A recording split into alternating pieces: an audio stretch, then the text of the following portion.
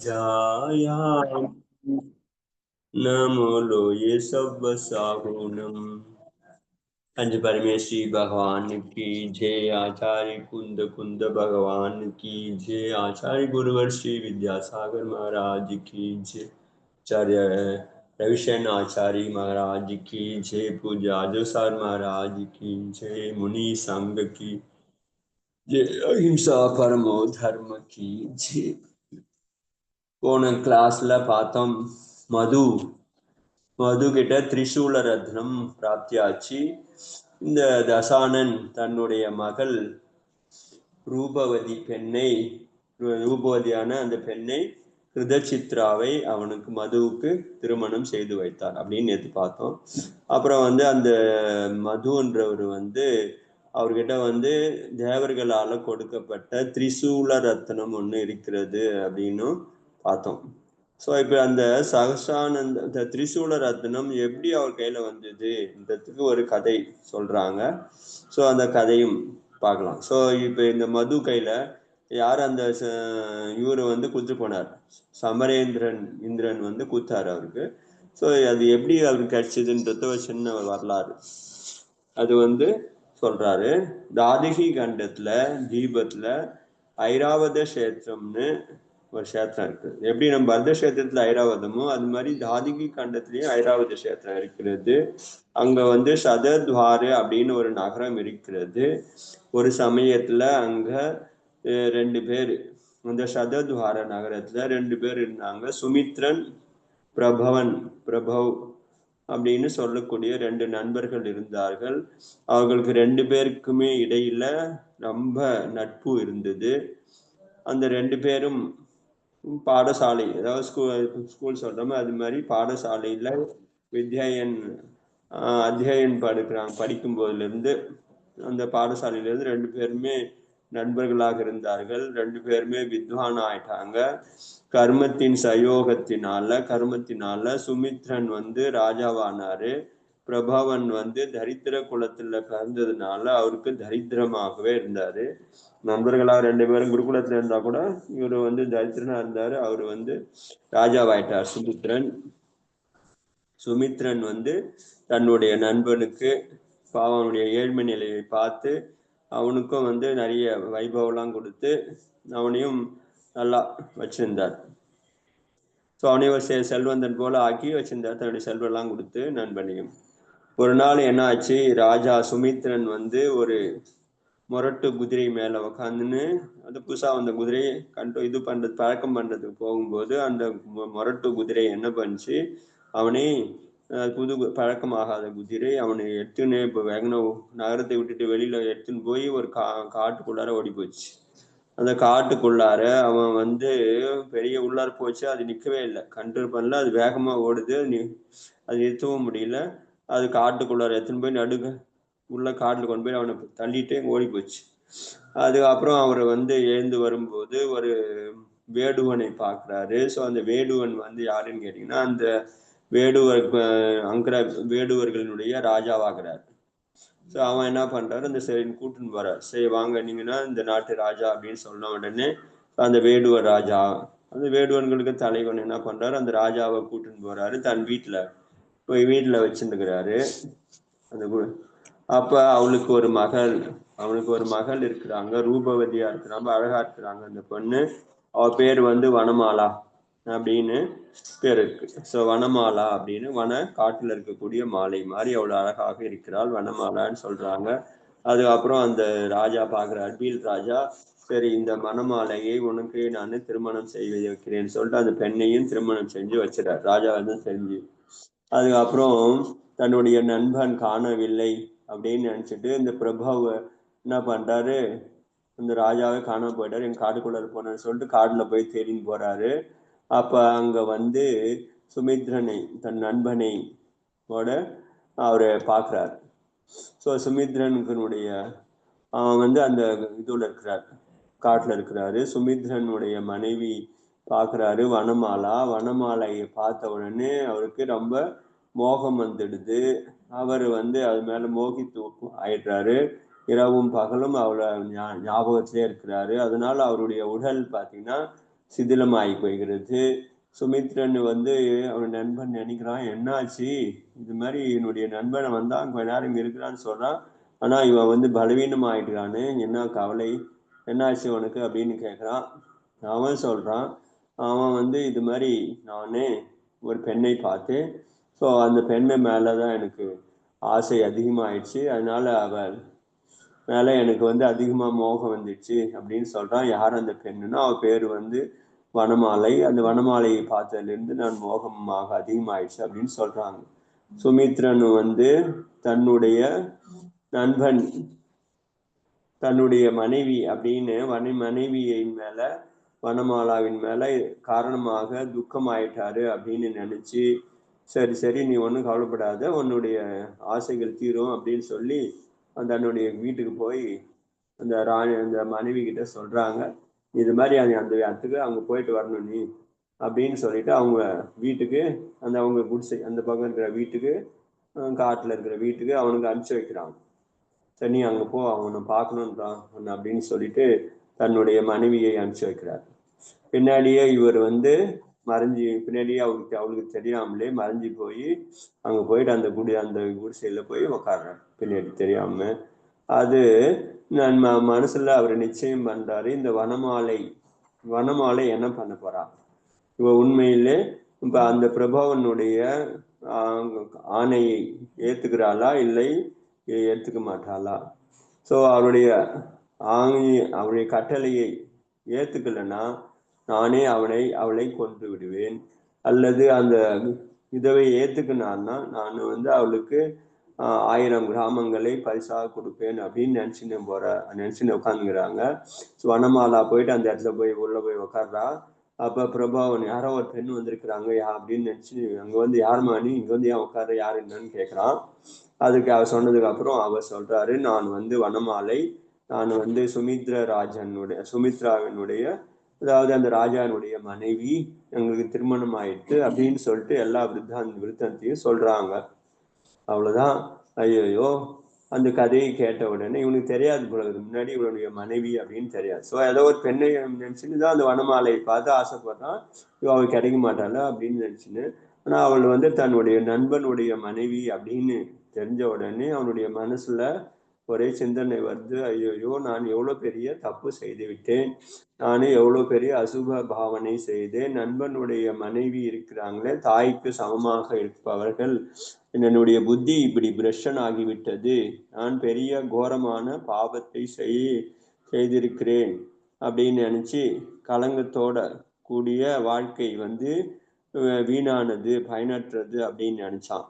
தன்னுடைய மனசுல இருக்கிற சிந்தனையை உடனே அவன் என்ன பண்ணா, தன்னுடைய வாள் வச்சிருக்கிறான், வாளை உருவி தனக்கு தானாகவே தன்னுடைய கழுத்தை வெட்டுவதற்கு அவன் முயற்சி செய்யறான். அப்பொழுது சுமித்ரன் வந்து அங்க இருந்து உள்ள போய் அவனுக்கு கையை பிடிச்சிக்கிறான். ஸோ நீ என்ன பண்ற நண்பனே, என்ன பண்ற, தற்கொலை செய்வது வந்து தோஷம் இல்லையா, நீ வந்து ஆத்மகாதம் செய்யறது வந்து தோஷம் ஆகுது, நரகத்துக்கு காரணமாகுது, நீ எப்படி இது மாதிரி தற்கொலை செய்து கொள்ள முயற்சி செய்தாய் அப்படின்னு சொல்லிட்டு அவன் கத்தியை பிடுங்கி போட்டுறான். அப்போ சொன்னாரு, மேரே தேரே பிரபாவ். ஸோ நம்ம 2 பேருடைய நட்பு வந்து ரொம்ப ஆழமாக இருக்கிறது, நம்மளுடைய இந்த நட்பு பரபாவத்திலும் வருமா அல்லது இதே பாவத்திலோட முடிஞ்சிடுமா அப்படின்னு என்ன விசுவாசம் இருக்கிறது. சம்சாரத்துல பாத்தீங்கன்னா யாரு யாருக்கு நண்பன், யாரு யாருக்கு விரோதி, அது மாதிரி எப்பொழுதும் ஒரே மாதிரி இருக்கிறது கிடையாது அப்படின்னு நினைக்கிறான்.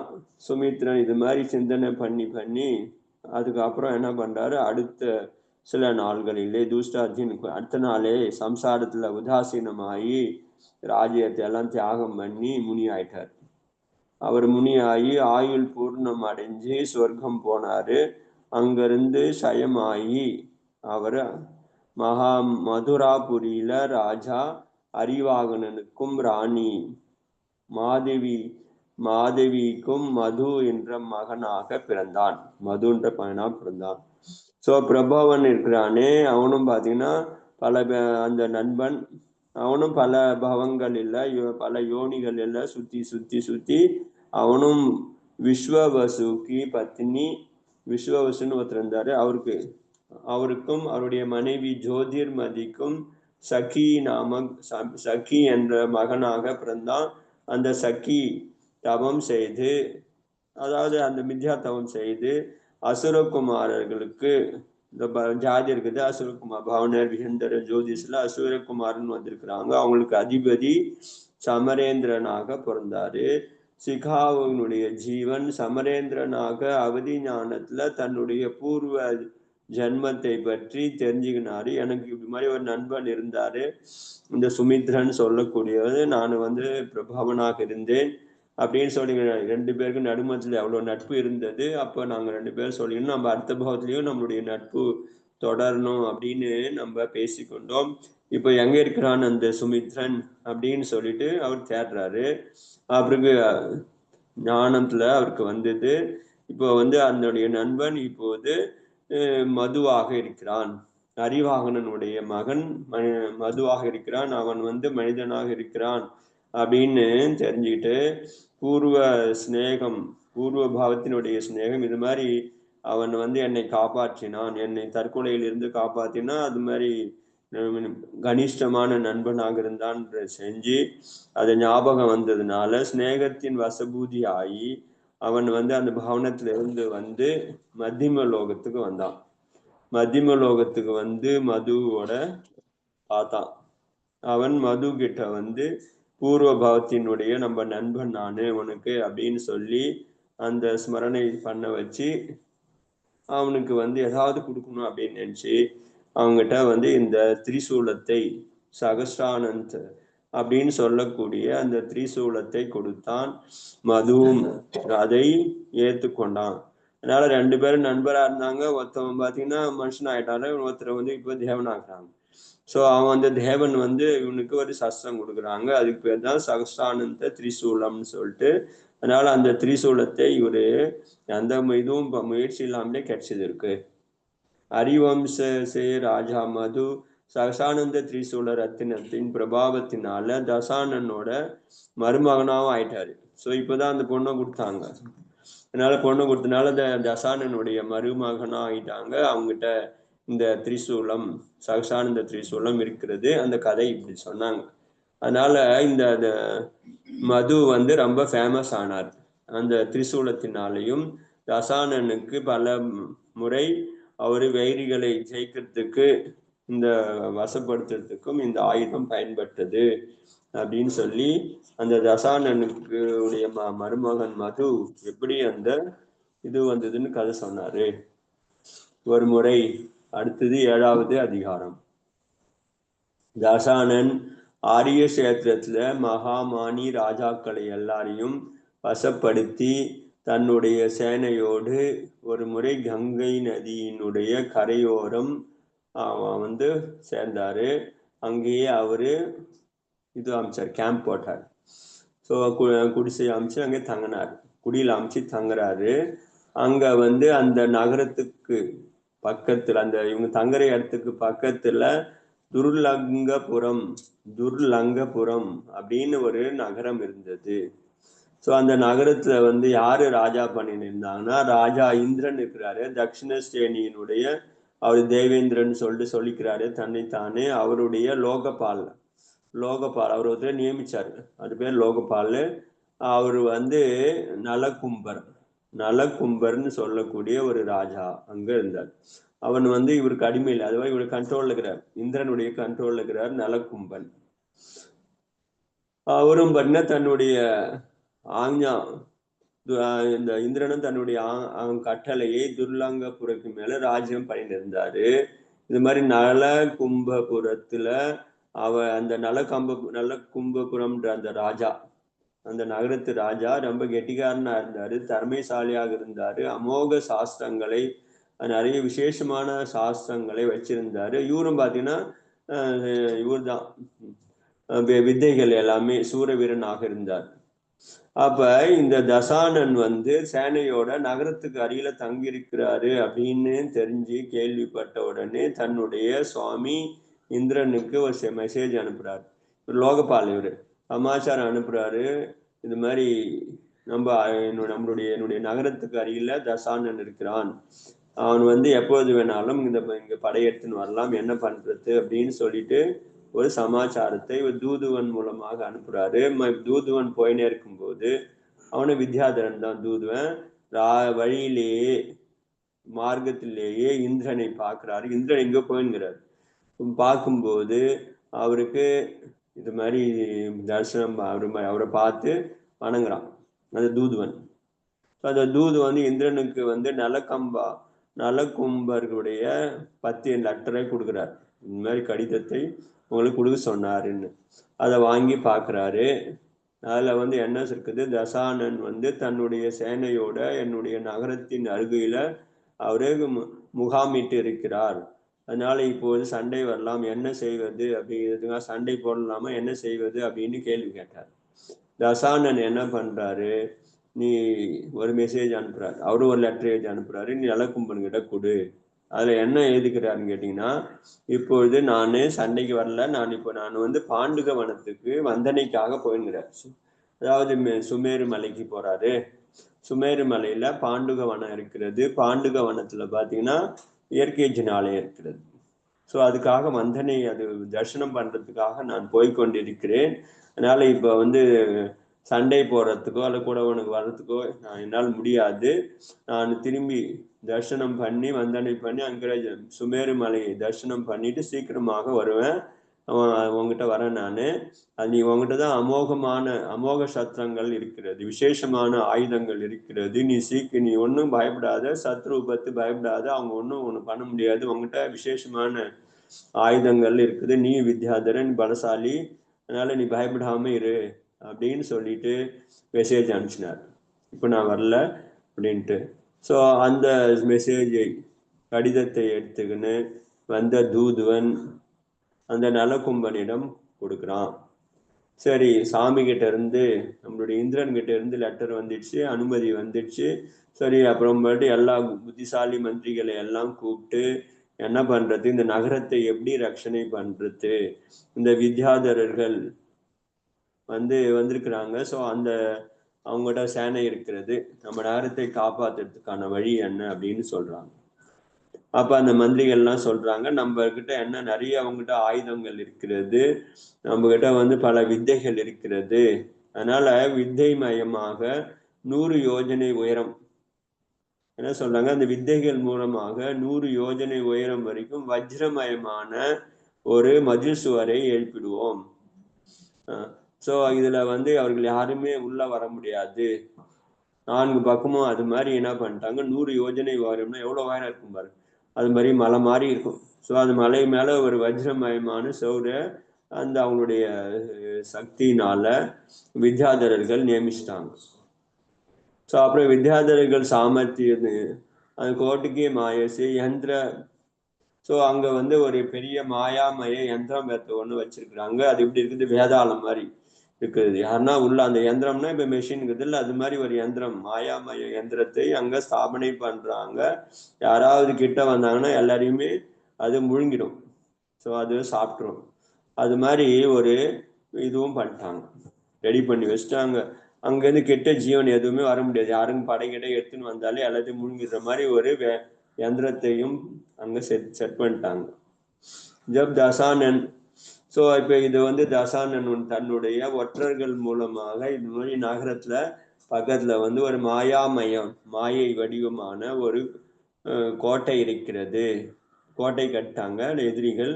அதை ரட்சணை பண்ணுவாங்க. அது உள்ளார போகிறதுன்றது போகிறது இயலாதது அப்படின்னு சொல்லிட்டு மந்திரிகள் மூலமாக தெரிஞ்சுக்கினாங்க. ஸோ அந்த கோட்டையை எப்படி நம்ம அழிக்க முடியும் அப்படின்னு சொல்லிட்டு சிந்தனை பண்றாங்க. அப்போ சொல்றாங்க, அது ரொம்ப கஷ்டமானது, அது ரொம்ப மாயமயமான வித்தை மயமா இருக்கிறது. எந்த வித்தையை பயன்படுத்தி அவன் கோட்டை கட்டியிருக்கிறாங்க, அது உள்ள போகிறது கஷ்டம் அப்படின்னு சொல்லினான். அப்ப பாக்கியம் அனுகூலமாக இருந்தால், என்ன சொல்றாரு ஆச்சாரியர், சப்போது பாக்கியம் அனுகூலமாக இருந்தால் தானாகவே வழி கிடைக்கிறது, அதுக்கான நிமித்தம் கிடைக்கிறது, அது மாதிரி காரியமும் வெற்றி கிடைக்கிறது அப்படின்ற சொன்னார். அதனால இப்ப தசானனுக்கு பாக்கியம் அனுகூலமாக இருக்கிறது, அதுக்கேற்ற மாதிரி காரியங்களும் நடக்க ஆரம்பிச்சு. என்ன நடக்கிறதுன்னு பார்க்கலாம். ஸோ நலகும்பராகி ராணி உபரம்பா, அவ பேர் வந்து அந்த நலகும்ப ராஜாவுடைய ராணி வந்து உபரம்பா. அவ வந்து அந்த பட்டத்து ராணி உபரம்பா தசானன் பத்தி கேள்விப்பட்டிருக்கிறான். நிறைய பேர் சொல்லியிருக்கிறாங்க, தசானன் இருக்கிறான்னு, அழகுல சிறந்தவன், குணவானு, நல்ல பராக்கிரமசாலி, அவன் வந்து சக்திமானு அப்படின்னு சொல்லிட்டு நிறைய பேர் சபையில புகழ கேட்டு முன்னாடியே அவரை பத்தி கேள்விப்பட்டிருக்கிறா. அவ என்ன நினைக்கிறா, இப்பொழுது இந்த தசானன் நம்மளுடைய நகரத்துக்கு அருகில வந்திருக்கிறா அப்படின்னு அவ செய்தி வேற வருது. ஏற்கனவே தசானனை சந்திக்க வேண்டும் சொல்லிட்டு அவளுக்கு தீவிரமான ஆசை இருந்தது, அபிலாஷை இருந்தது, தசானனை எப்படியாவது சந்திக்கணும்னு சொல்லிட்டு. தசானன் இப்பொழுது அருகிலே வந்து விட்டார் அப்படின்னு கேள்விப்பட்டு அப்புறம் ஆசை காரணமாக அவள் வந்து அவளோட அதாவது சந்திக்க வேண்டும்னு நினைக்கிறா. இது எப்படி காரியம் முடியும் அப்படின்னு நினைச்சு பார்க்கும்போது அவளுக்கு வந்து ஒரு தோழி இருக்கிறா.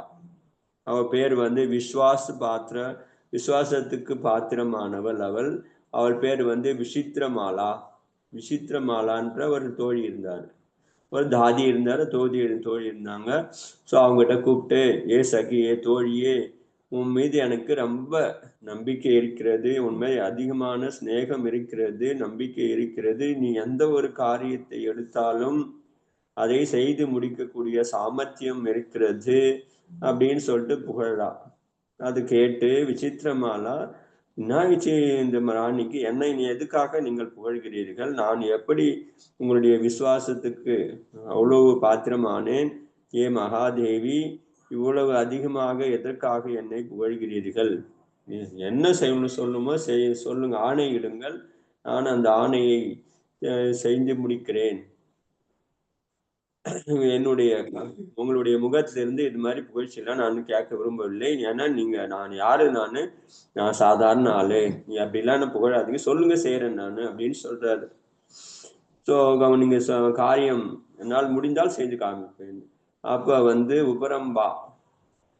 உபரம்பா அப்படின்ற அந்த ராணி சொல்றாரு, இது மாதிரி தசானன் மீது எனக்கு நீண்ட காலமாக அவனை பார்க்க வேண்டும், அவனோடு சம்பந்தம் வச்சுக்கணும் அதிகமான ஆசை இருக்கிறது. இப்பொழுது அவனும் நம்ம நகரத்துக்கு அருகில் வந்து விட்டான். அதனால ஒன்னாலதான் இந்த முயற்சி முடியும். அவனை எப்படியாவது அவனோடு என்னை சேர்த்து வை, என்னோட போய் பார்க்கணும் அப்படின்னு சொல்றான். மைதோ தேரி நீ உன் காலிலே விடுறேன் அப்படின்னு வேற சொல்றா. இதை கேட்டுட்டு சயோக கர்வாது. ஸோ அந்த கெட்டிகாரி அந்த தூதி ராணிக்கு தைரியம் சொல்லிட்டு அந்த இரவு நேரத்துல அவளும் வித்தைக்காரி தான். ஸோ வித்தைகள்லாம் தெரியும் அவளுக்கு, வித்யாதர பெண்ணு. ஸோ எப்படியோ வந்து அந்த கோட்டையிலிருந்து வெளியில வந்து தசானன் இருக்கக்கூடிய அந்த இடத்துக்கு வந்துடுறான். அந்த வந்துட்டு அங்க வந்து நடந்து கொண்டு வீரர்கள் பாதுகாக்கிறாங்களே, அவங்ககிட்ட சொல்றாங்க, இது மாதிரி நான் மகாராஜா தசானனை பார்க்கறதுக்காக வந்திருக்கிறேன், நான் இந்த நகரத்தினுடைய ராணியினுடைய தூதுவல், இந்த செய்தியை உன்னுடைய ராஜாவுக்கு தெரிவி அப்படின்னு சொல்றான். ஸோ அது மாதிரி அவனும் போயிட்டு உடனே சொல்றாங்க, இது மாதிரி ஒரு பெண் வந்திருக்கிறாங்க, அவங்களை பார்க்கணுன்றாங்க, கூட்டுன்னு வரட்டுமான்ற. சரி கூட்டுன்னு வா, ஆனா கேர்ஃபுல்லா கூட்டுன்னு வா, அவளுக்கு யாருக்குமே தெரியாம கூட்டுன்னு வா, அது மாதிரி செய்தியையும் அவனுக்கு சொல்றாரு. அவனும் அந்த காவலர்களும் சென்று அந்த தூதுவ பெண்ணை தசானன் இடத்துல கூட்டுன்னு வந்து விடுறாங்க. அவளும் போயிட்டு தைரியமாக, அந்த தூது பெண் ஏற்கனவே ராணிக்கு இருக்காங்க, அவளும் பயம் இல்லாம போய் விசித்திரமாலா தசானனை அருகில போய் உக்காடுறாங்க, வணங்கிட்டு அருகில உக்காடுறாங்க.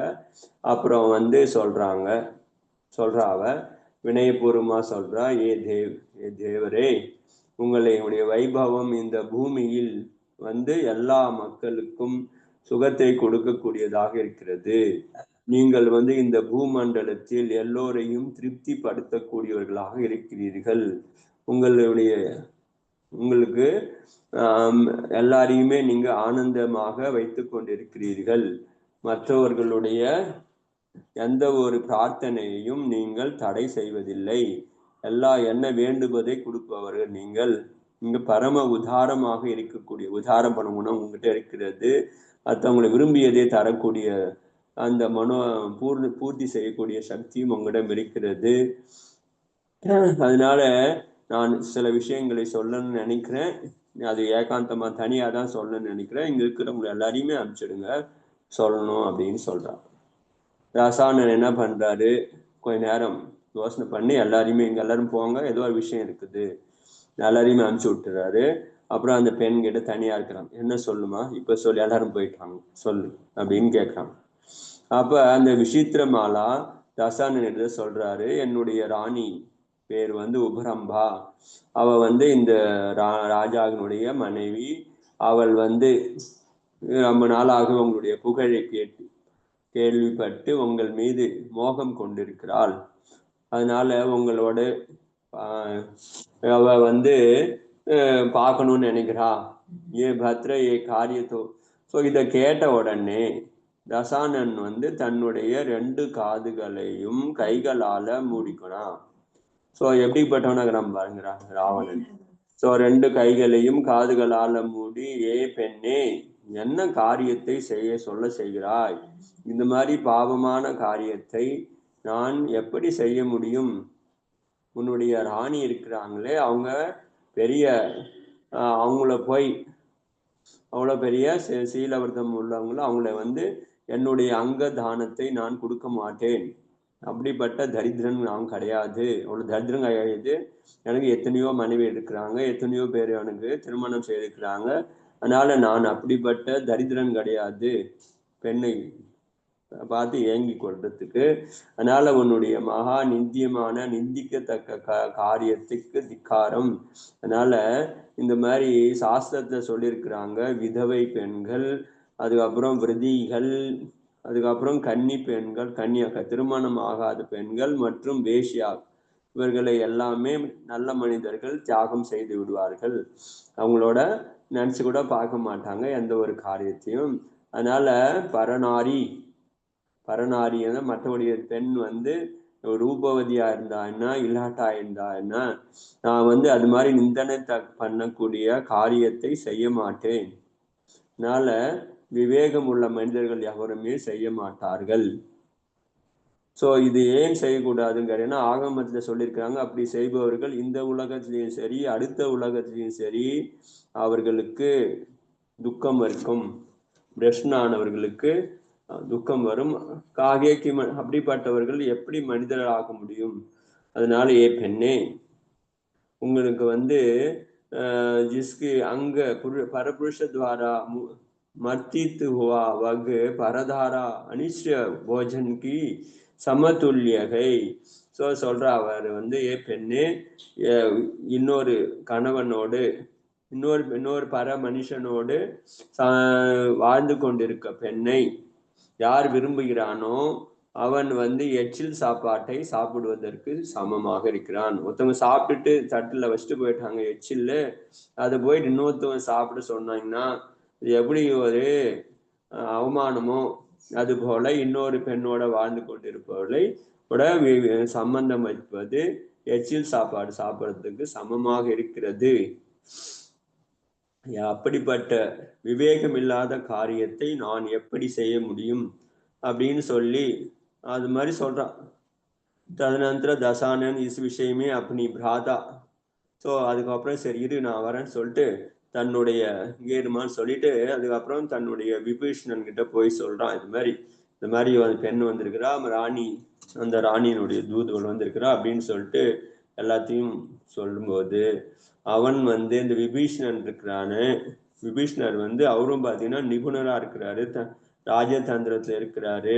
அவர் என்ன சொல்றாரு, அண்ணன் அவ பாசோட ராஜன், சாரித்திரத்துல நீங்க திடமா இருக்கிறது நல்லது. நீங்க வந்து ஆனாலும் இந்த சமயத்தில் அந்த பெண் ஏதோ ஒன்று அபிப்பிராயத்தோட வந்திருக்கிறா. அதனால இப்ப அவளோட துஷ்டத்தனமாக எதுவும் பண்ணாதீங்க. ஏன்னா அதனால நம்மளுக்கு காரிய சித்தி ஆகாது. அவளை வெற்றி அடிக்கிறது அது மாதிரி பண்ணக்கூடாது. அவளோட நல்லாக பேசி அனுப்புங்க. அவள்கிட்ட அவள் மூலமாக நம்மளுக்கு ஏதாவது உதவி கிடைக்க முடியும். இந்த மாயா கோட்டையை நம்ம தள்ளி அந்த ராஜாவை பிடிக்கிறதுக்கான ஒரு உதவி கிடைக்க முடியும். அதனால அவள் நல்லா பேசுங்க, ஏதாவது உபாயம் இருந்தா நம்ம அவங்க மூலமாக பெற முடியும். அதனால வந்துக்கிற தூதுவலே வந்திருக்கிறாள் இப்ப அப்படின்னு சொல்லிட்டு சொல்றாரு. விபீஷணன் அப்பயும் ராஜதந்திரியா இருக்கிறாரு, கெட்டிகாரா இருக்கிறார். அதனால அவட சொல்றாரு, நீ எப்படியாவது அந்த ராஜதந்திரி அந்த தந்திரத்தை பயன்படுத்தி அவளிடம் உபாயம் கேட்கலாம் அப்படின்னு சொல்லிட்டு அனுப்பிச்சு விட்டுறாரு. தசானனும் விபீஷணன் சொன்ன அந்த செய்தியை கேட்டு கவனமாக சித்திரமாலா கிட்ட சொல்றார், பத்ர துமாரி ராணி. ஸோ பெண்ணே, இவனுடைய ராணி இருக்கிறாங்களே, என் மீது இவ்வளவு ராகம் இருக்கிறது, அனுரக்த இருக்கிறார்னு கேள்விப்பட்டு அதனால என் காரணமாக அவள் அதிகமாக துக்கமாக இருக்கிறாள் என்பதையும் நீ சொன்ன. அதனால எனக்கு அவள் மீதும் கருணை வருகிறது. முஜேபி உஸ்கி பிராண ரக்ஷா, நானும் கூட அவளுடைய பிராணனை ரட்சணை செய்ய வேண்டும். இல்லை நான் இல்லைன்னா இறந்து ஏதாவது முடிவு பண்ணிட்டானே என்ன பண்றது? அவளுடைய ஆசைகளையும் தீர்த்து வைக்க வேண்டியது கடமை எனக்கு. அதனால பிராண ரக்ஷா செய்வதும் என்னுடைய கடமை. ஜீவன்களை பிராண ரட்சணை செய்வது மகான தர்மம் அது. அதனால சீக்கிரமாகவே சென்று உசே மேரே நிகட லேயாவோ. அதனால ஒண்ணும் கிடையாது, நீ சீக்கிரமா போயிட்டு உன்னுடைய ராணியை அழைத்து கொண்டு இங்கே வா அப்படின்னு சொல்லிடுற. சோ அப்படின்ன உடனே விசித்திரமாலாவும் பிரயோஜனம் சித்தி ஆகிவிட்டது. ஆக நம்ம வந்த காரியம் முடிஞ்சிடுச்சு, ராணியும் சம்பந்தம் பண்ணிடலாம் அப்படின்னு சித்தி ஆயிடுத்துன்னு நினைச்சுக்கின்னு உடனே ராணி கிட்ட போறா. அபரம்பா கிட்ட போயிட்டு நிகட்ட இது மாதிரி விஷயத்தை சொல்றா. சரி வா, 2 பேருமே யாருக்குமே தெரியாமல் அந்த நகரத்தை விட்டு மறுபடியும் உடனே வித்யார்த்தர்கள் ஆகாயத்துல வராங்க. ஸோ தசானன் இருக்கும் இடத்துக்கு வந்துடுறாங்க. தசானன் உபரம்பாவை பார்த்துட்டு அவளுக்கு நிறைய சம்மானம் வரவேற்கிறாங்க, நல்லா வரவேற்று கொடுக்குறாங்க. அவசரம் பார்த்துட்டு உபரம்பா கிட்ட சொல்றான் தசானன்.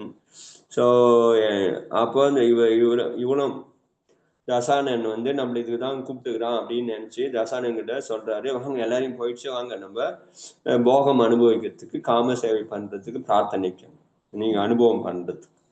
அப்ப தசானன் குடிலமான பாவத்துல சொல்றாரு. இப்ப அவன் மாயாச்சாரம் பண்றாரு. யாரு? தசானன். ஏ தேவி, मेरे इच्छा तो दुर्लंघापुरी की राज्य प्रसाद में निश्चित होकर मेरे साथ காம சேவா करने की. ஏ தேவி, இப்பொழுது இந்த இடம் சரி கிடையாது. ஸோ இது எங்க இந்த கூடம் பாத்தீங்கன்னா சண்டை போடுற கூடமாக இருக்கிறது. இங்க பாத்தீங்கன்னா இங்க சண்டைக்கான இருக்குது. இங்க பாத்தீங்கன்னா அவ்வளோ நீங்க விரும்பின மாதிரி சுகம் கிடைக்காது. இப்ப என்ன பண்றதுன்னா, நான் உன்னுடைய நகரத்துக்கு பிரவேசம் பண்ணி அங்க உன்னுடைய அரண்மனையிலேயே நான் உனக்கு தேவையான சுகத்தை தருகிறேன். தேவையான சுகத்தை நீ பெறலாம். அதற்கான உபாயத்தை செய்ய நான் நகரத்துக்கு பிரவேசம் பண்ணி நாளைக்கே வந்துடுறேன்.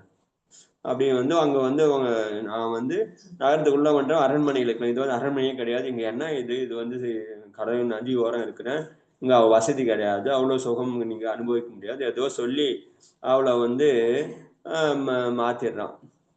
அவளும் பாத்தீங்கன்னா காமத்தினால் கண் இழந்தவளான அவள் என்ன பண்றாரு, இவரு நம்மள ஏமாத்துறாரு, குடிலமா இருக்கிறாரு அப்படின்னு புரிஞ்சுக்கல. இவன் சொல்றது சரிதான் அப்படின்னு நினைச்சு அவளும் என்ன பண்றாரு,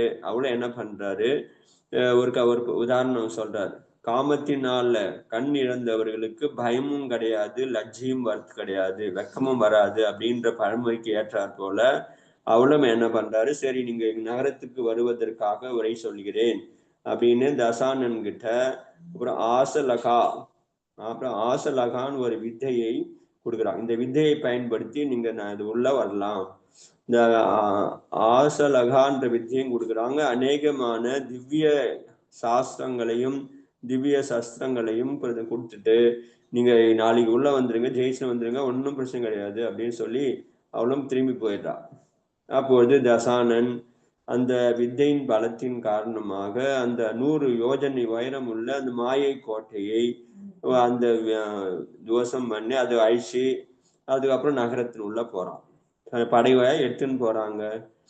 இது மாதிரி தன்னுடைய அரண்மனை, தன்னுடைய கோட்டை வந்து மாயை கோட்டை பங்கப்படுத்தப்பட்டது. பரவேசம் அந்த ராவணன் வந்து தசானன் யுத்தம் செய்வதற்காக நகரத்துக்கு வந்து விட்டான் அப்படின்னு செய்தி அந்த நகரத்துல இருக்கக்கூடிய ராஜாவுக்கு போகுது.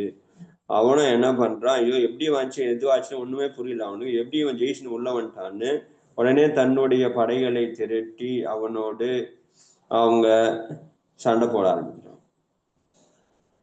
ரெண்டு பேருக்கும் சண்டை வருது.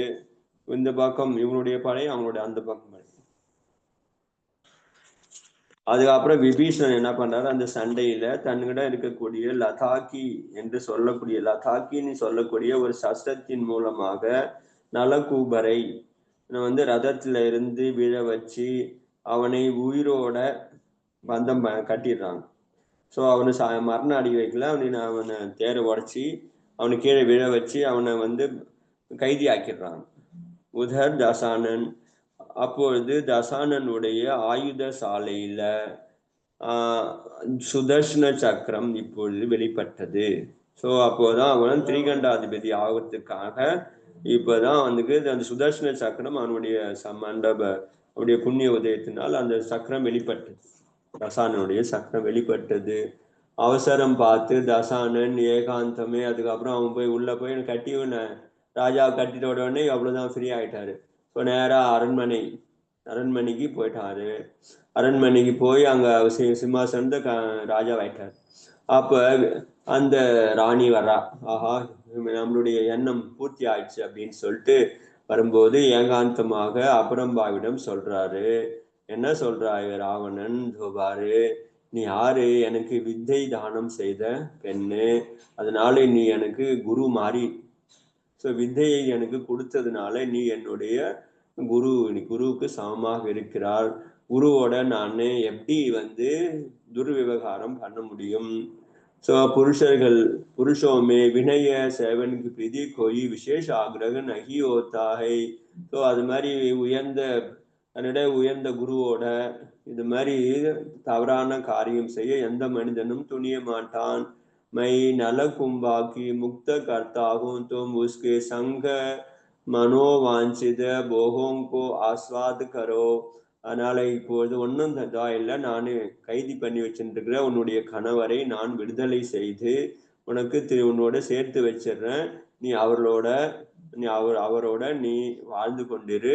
இப்போது நீ எனக்கு குரு ஆகிவிட்டாய். ஏன்னா எனக்கு தான் நீ தானம் கொடுத்தாய். என்ன தானம் கொடுத்தாய்? வித்தை தானம் கொடுத்தாய். வித்தைகள் கொடுத்ததுனால நீ எனக்கு குரு லெவல்ல வந்துட்டீங்க. நீங்க அயோக்கியமான காரியத்தை நான் செய்ய முடியாது. மேரி பி அபகீர்த்தி, அப்படி செய்தாலே இது பெரிய குற்றம் ஆகிறது. அபகீர்த்தி எனக்கு வந்து விடும், உனக்கும் வந்துடும். அதுக்கப்புறம் இந்த உலகத்துல எல்லா இடத்துலையும் அநியாயம் தான் இருக்கும். அது மாதிரி அநியாயமான காரியங்கள் ராஜாவே பண்றாருன்னா அதுக்கப்புறம் எல்லாரும் பிரஜைகள் பண்றதுல என்ன தப்பு இருக்கிறது அப்படின்னு பண்ண ஆரம்பிச்சிருவாங்க. அதனால அது மாதிரி அநியாய கிரியைகள் உலகத்துல நடக்கக்கூடாது. தும் நிர்மல குலமே உற்பன்ன உயேகே, நீ நல்ல தூயமான குலத்துல உற்பத்தி ஆன பெண்ணு நீ. அதனால துமாரேலியே பரபுருஷோக்கு சேவன் கர்ணா யோகிய நகி. அதனால உனக்கு பரபுருஷர்களோடு சேவன் பண்ணுவது வந்து யோகியம் கிடையாது. வரன் ஷாலிகோ ரக்ஷா கர்ணாகி உச்சிதகை. ஆனால் உன்னுடைய சீலத்தை வந்து நீ ரட்சணை செய்ய வேண்டும், அதுதான் நல்லது அப்படின்னு ராவணன் அவளுக்கு உபதேசமும் பண்ணிடுறான். உபரம்பா தசானன் வசன சுன்கர் பகுத் லட்சித்துயி.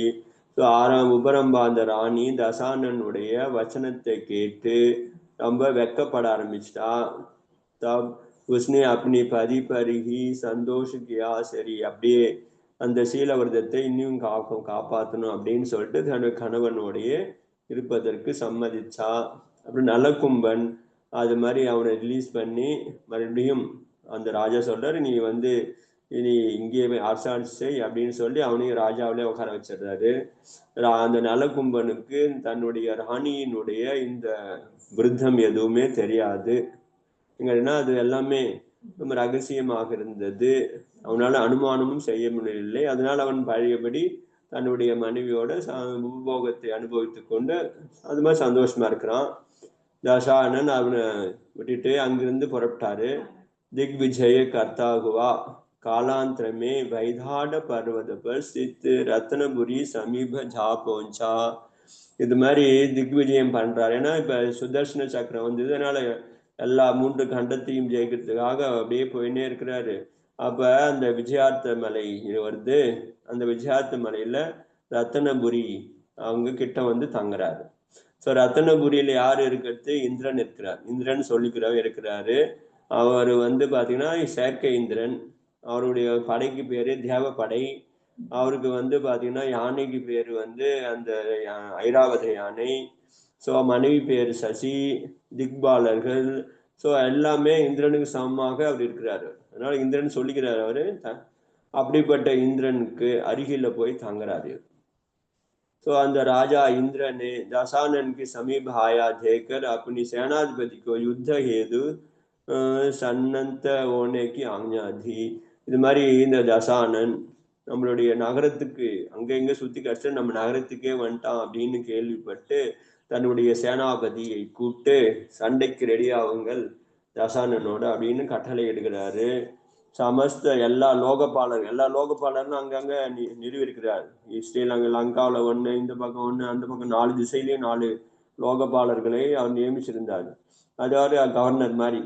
ஸோ எல்லாரையுமே கூப்பிடுறாரு. படைகளை எடுத்துன்னு வாங்க சீக்கிரம், ரத்னபுரிக்கு நம்ம தலைநகர் மீதே இப்போ வந்து ஆபத்து வந்து விட்டது அப்படின்னு எல்லா லோகபாலகர்களுக்கும் சமாச்சாரம் கொடுக்கிறார். फिर स्वयं आने अपने पिता. அதுக்கப்புறம் தன்னுடைய தந்தை சகஸ்டாரஸை போயிட்டு அவரோட போய் டிஸ்கஷன் பண்றாருல அவரோட போயிட்டு கருத்து கேட்கிறார். பிதாக்கி நமஸ்கார் கர் கஹா. ஸோ பிதா தந்தையை வணங்கி சொல்றாரு, ஏ தந்தையே, தசானன் வந்து திக்விஜயம் செய்து நகரத்திற்கு அருகில் வந்து தங்கியிருக்கிறான். இந்த சமயத்தில் அவன் என்னுடைய கடமை என்ன? நான் என்ன செய்ய வேண்டும்? நான் பெரிய தப்பு செய்து விட்டேன். அவன் சொல்றான், இப்ப நான் பெரிய தவறு செய்து விட்டேன். இவன் வந்து சிறியவனாக இருக்கும்போது இவனை அழித்திருக்க வேண்டும். இப்பொழுது பிரபலமான சத்ருவாகிவிட்டான். அது நான் சின்னவனாக இருக்கும்போதே பண்ணிடலாம். அதுக்கு உதாரணம் சொல்றாரு. எப்பொழுது முள் இருக்கிறது, அது வந்து ரொம்ப கோமலமாக இருக்கும்போது கையாலே அப்படியே அதை உடச்சி போட்டுடலாம். ஆனா அதுவே நல்ல முத்தி போச்சுன்னா அது வந்து கையாலெல்லாம் கையே குத்திடும், கையை உடைக்க முடியாது மாதிரி ஆயிடுது அந்த முள்ளு செடி. அது மாதிரி சின்ன செடியா இருக்கும்போது பிடிங்கி போட்டுடலாம். ஆனா இப்ப மரமாயிடுச்சு, முள்ளு மரமாயிடுச்சு, செடியாயிடுச்சு. ஸோ அது என்ன பண்ண முடியும்? அதனால தப்பு நான் பண்ணிட்டேன். அது சின்னதா இருக்கும்போதே பிடுங்காம போயிட்டேன் அப்படின்னு சொல்றார். அதே போல வியாதி இருக்கிறது. வியாதி ஆரம்பத்திலேயே பார்த்தீங்கன்னா சிறிய அதாவது உபச்சாரத்திலேயே அந்த வியாதியை தீர்த்து விட முடியும். ஆனால் அந்த வியாதியை கவனிக்காமல் விட்டுட்டோம்னா அது வந்து தீர்க்க முடியாத வியாதியாகி விடுகிறது. ரொம்ப காலம் இருக்கும்போது அது பலன் கொடுக்கும், அதாவது அதுக்கு எந்த மருந்துக்கும் கட்டுப்படாத மாதிரி ஆயிடுச்சு. அது போல பூர்வ காலத்துல எந்த ஒரு விரோதியையும் சின்ன வயதிலேயே, அதாவது ஆரம்பத்திலேயே அழிச்சிட்டு இருந்தோம்னா அவனுக்கு பின்னாடி கஷ்டம் வராது. ஆனால் விரோதியை வளர விட்டுட்டோம்னா அவன் பின்னாடி அவனால அநேக விதமான கஷ்டம் வரும் அப்படின்னு நீதி நூல்கள்ல சொல்லியிருக்கிறாங்க. मैंने பூர்வ காலமேபி சத்ருக்கை வினாஷ் அநேக பார். ஸோ நானும் நினைச்சேன் இந்த பூர்வ காலத்துல இவனை ஒழிக்கணும் இவனை அழிக்கணும் அப்படின்னு நான் முயற்சி செய்தேன். ஆனால் நீங்க தான் என்னை அதெல்லாம் பண்ணக்கூடாது, வேணாம்னு சொல்லிட்டு தடுத்துட்டீங்க. வீணாகவே என்னை தடுத்து இவனை பெரியவனாயிட்டான். ஏ தாத், यद्यपि मैं दशानन पर विजय प्राप्त करने में असमर्थ नहीं हूँ. இப்போது மட்டும் இன்னும் பெரிய ஆயிடல, இப்போ மட்டும் அவனை ஜெயிக்க முடியாது அப்படிலாம் ஒன்றும் கிடையாது. என்கிட்ட அவ்வளவு சாமர்த்தியம் இருக்கிறது. ஆனாலும் ஒரு ராஜநீதியை படி உங்களிடம் காட்ட ஆணை எடுக்க வந்திருக்கு. நீங்க சொல்லுங்க, சண்டை போறதுலாமா என்ன பண்ணலாம் அப்படின்னு கேட்கிறாரு. பையன் கேட்குறான் அப்பா கிட்ட. ஏன்னா அப்பா தான் அங்க இப்ப சீனியரா இருக்கிறாரு, அனுபவம் என்ன சொல்லுது நீங்க அப்படின்னு கேட்கிறாரு. அப்பொழுது நீதி நிபுணனான சகஸ்ரானன் அவங்க தந்தை சொல்றாரு, ஏ புத்திரன், சீக்கிர கர்ணா யோகிய நெய்கை, எதையுமே சீக்கிரமாக பண்ணுவதற்கு எந்த ஒரு காரியத்தையும் சீக்கிரமா பண்ணக்கூடாது. இந்த சமயத்தில் நீ புத்திசாலி மந்திரிகளோடு கலந்து ஆலோசனை செய். சம்சாரத்துல இந்த பிறவியில மனிதர்கள் அவசரப்பட்டு விசாரணை பண்ணாம செய்யக்கூடிய காரியங்கள் எல்லாத்திலையும் அவங்க தோல்வி அடைந்து விடுவார்கள் அல்லது துக்கம் அடைவார்கள். அவனுக்கு வெற்றி கிடைப்பதில்லை. அதனால பின்னாடி பச்சாதாபம் அடைவார்கள். அதனால நீ எல்லாருக்கும் யோசனை பண்ணி மந்திரி கூப்பிட்டு நீ யோசனை பண்ணி செய் அப்படின்னு சொன்னார். छोटा अथवा बड़ा काम कीजिए, प्रथम पूर्व भर सोच लीजिए. ஸோ ஒரு பழமொழி நீதி வாக்கியம் என்ன சொல்லுதுன்னு கேட்டீங்கன்னா, சின்ன காரியமோ பெரிய காரியமோ அது செய்வதற்கு முன்பு முன்னாடி பின்னாடி யோசனை பண்ணி செய்யணும். அது திருக்குறள்ல கூட வந்திருக்கிறது. திருக்குறள் சொல்கிறாங்க, எண்ணி துணிக கருமம், துணிந்த பின் எண்ணுவது இருக்கு அப்படின்னு சொல்லியிருக்காங்களோ அதே நீதி தான் இங்க. செய்வதற்கு முன்னாடி யோசனை பண்ணுங்க, அதுக்கப்புறம் செய்ய ஆரம்பிச்சதுக்கு அப்புறம் யோசனை பண்றது தவறுன்னு சொல்றாங்க. பினா விசாரே ஜோ காம் போகா கபினா அச்சா பரிணாம் போகா.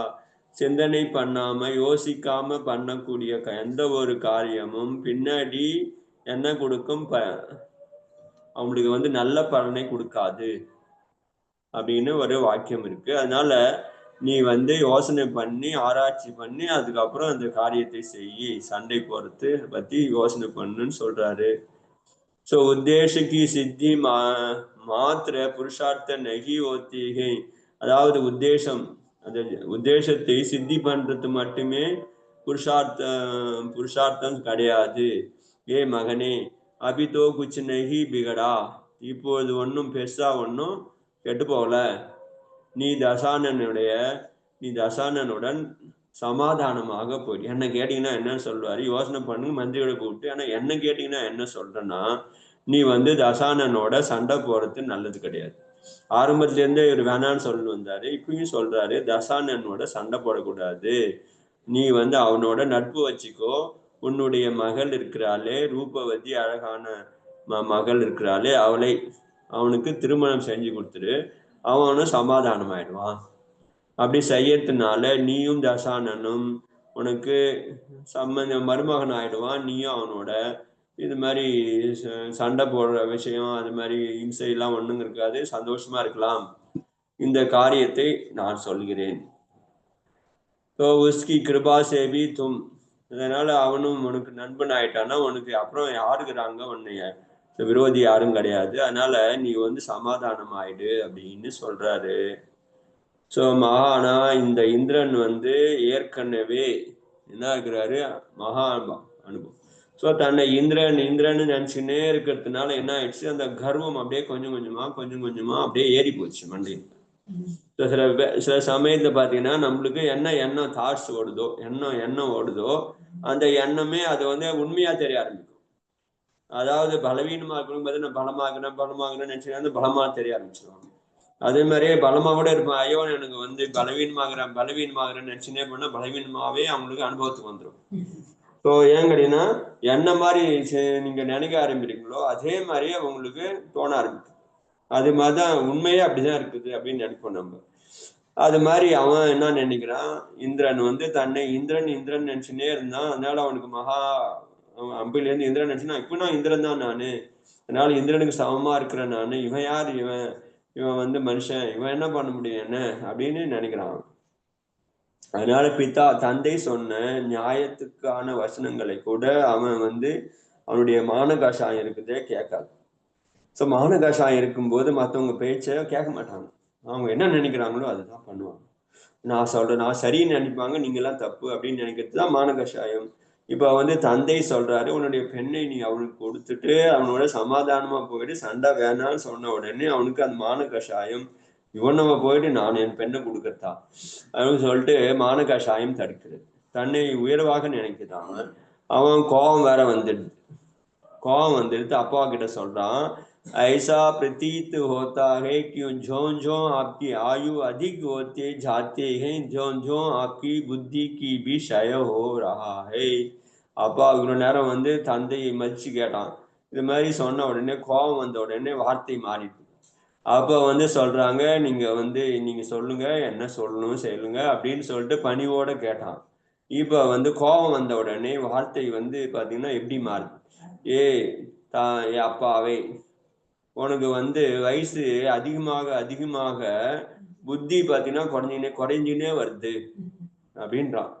இப்ப மதிப்பு கிதிப்பு எல்லாம் கிடையாது. கிழவனே அப்படின்ற மாதிரி தெரிகிறது உனக்கு வயசு அதிகமாக அதிகமாக புத்தி குறைஞ்சுனே போயினே இருக்கிறது, அழிஞ்சுனே போயிட்டு பழகுது. ஸோ யார் அது மாதிரி தன்னை படையெடுத்துன்னு வந்துக்கூடிய விரோதி கிட்ட போயிட்டு தன்னுடைய பெண்ணை யாருக்காவது கொடுப்பாங்களா? நீங்களே சொல். எங்க போச்சு அவன் புத்தி? விரோதி, அவன் விரோதிக்கு போய் தான் பொண்ணை கொடுக்கறது எந்த நியாயம் இருக்கிறது? யாமை புருஷார்த்தமே தசானன்சே ஹீனகும். அல்லது என்ன நான் அவனுக்கு அவ்வளோ குறைஞ்சி போயிட்டேன்னா நான் என்ன அவ்வளோ குறைஞ்சி போயிட்டேன்னா பலவீனம் ஆயிட்டேன்னா தசானன்கிட்ட பொண்ணை கொடுத்து எனக்கு சண்டை வேணாம்பா அப்படின்னு சொல்றதுக்கு அது அவ்வளோ சக்தி எனக்கு இல்லாம போயிடுச்சா? ஜிசே அப்படி ஐசி காயர பூர்வ வச்சனுக்கு அப்படி கோழைத்தனமாக என்கிட்ட சொல்றதுக்கு உங்களுக்கு எவ்வளவு தைரியம் இருந்தது இப்படின்னு சொல்லிட்டு மகனே தந்தையை பார்த்து இந்த மாதிரி கேட்கறான். ஸோ கேட்ட உடனே தந்தை என்ன பண்ண முடியும்? வாய் அடைஞ்சு போயிட்டாரு. ஸோ உடனே தன்னை என்ன பண்ணாரு, ஏதோ சொல்ல சரி, அப்புறம் அவன் தலையை எப்படி நடக்குது அப்படின்னு சொல்லிட்டு விட்டாரு அவரு. वह बहु से शत्रुओं को विजेता है तो क्या असंख्य मृगों की विनाशक सिंह स्वयं महाबली अष्टापद द्वारा नहीं मारा जाते हैं? நீங்க சொல்றீங்களா நிறைய விரோதிகளை அவன் ஜெயிச்சிருக்கிறான், அவன் பராக்கிரமசாலி அப்படின்னு இருக்கலாம். நிறைய விலங்குகளை கொல்லக்கூடிய சிங்கம் இருக்கிறது, அந்த சிங்கத்தையே அடிக்கக்கூடிய சக்தி அஷ்டாபதத்துக்கு இருக்கிறது. அஷ்டாபதம்னு ஒரு விலங்கு இருந்தது, அஷ்டாபதம். ஸோ அது மாதிரி அந்த பேஸ் இது மாதிரி இருக்கும், அது சிங்கத்தையே அடிச்சு சாப்பிட்டுருமா. ஸோ அப்படிப்பட்ட விலங்கு ஒன்று இருந்தது அஷ்டாபதம். அதனால சிங்கம் எல்லாரையும் விலங்கு அடிக்குது, ஆனா அதை அடிக்கிறதுக்கு அஷ்டாபதம்னு ஒன்று இருக்கிறது. एक सत्य है मैं एवं दशानन विद्याधर होने में समान कुल की है, परंतु बुद्धि एवं पराक्रमे वग समतुल्य नहीं है. ஸோ அவர் சொல்றாரு, நானும் தசானனும் ரெண்டு பேருமே வித்யாதரர்கள் தான், ரெண்டு பேருமே ஒரே குலம், ரெண்டு பேருமே ஒரே குலமா இருந்தாலும் என்னுடைய பலத்துக்கு முன்னாடி என்னுடைய பராக்கிரமத்துக்கு முன்னாடி அவன் வந்து ரொம்ப சின்னவன். அவன் சிங்கம் மற்றும் நரி ரெண்டு பேருமே காட்டுல தான் இருக்கிறது, சிங்கமும் இருக்கிறது நரியும் இருக்கிறது. ஆனால் சிங்கத்துக்கு நரி வந்து சமமாயிடுமா?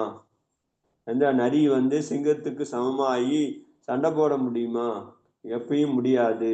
காட்டிலே இருக்கிறதுனால ரெண்டும் ஒன்றுன்னு சொல்ல முடியாது. அது மேல அவனும் பார்த்தீங்கன்னா நம்ம வித்யாதர குலத்திலே ராஜாவா இருந்தா கூட அவனும் சமமாயிடுவானா என்னோட? ये तंदे संग्राम में शत्रु की आघात सहन कर प्राण त्यागना उचित है, पर शत्रु की शरण में जाना नहीं है.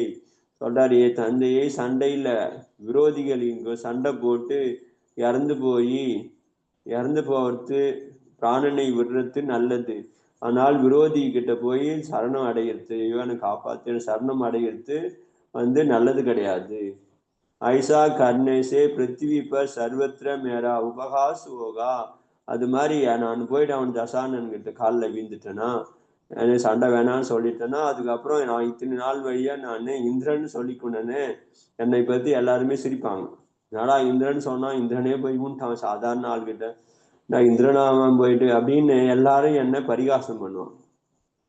प्रयोजन कहेंगे कि इंद्र नम्रबुद्ध होकर एवं अपनी पुत्री को अर्पित कर दशानन की अधीन हो गया.